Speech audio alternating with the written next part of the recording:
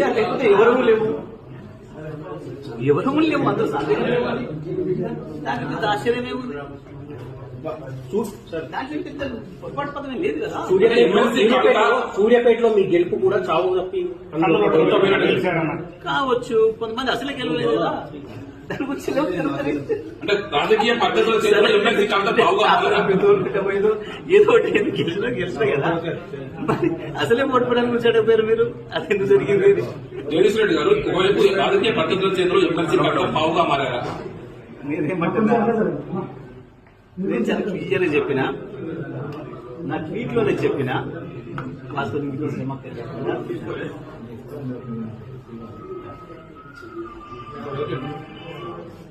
రేవంత్ రెడ్డిలు, రాధాకృష్ణలు ఈ మధ్యకాలంలో నా గురించి మాట్లాడిన పదాన్ని మరొకసారి వల్ల వేసే ప్రయత్నం చేసినందుకు వారికి నా సానుభూతిని తెలియజేస్తున్నాను గజ్వేల్ ఇప్పుడు వెళ్ళి అక్కడ నుంచి వస్తా ఉన్నారు. కేసీఆర్ ఈ సందర్భం చర్చకు వచ్చిందా? కవిత కామెంట్ చేసిన అంశం నేను చెప్పినది ఈ రోజే కాదు, ఏ రోజు కూడా ఆ అంశం చర్చకు రావాలి. మీరు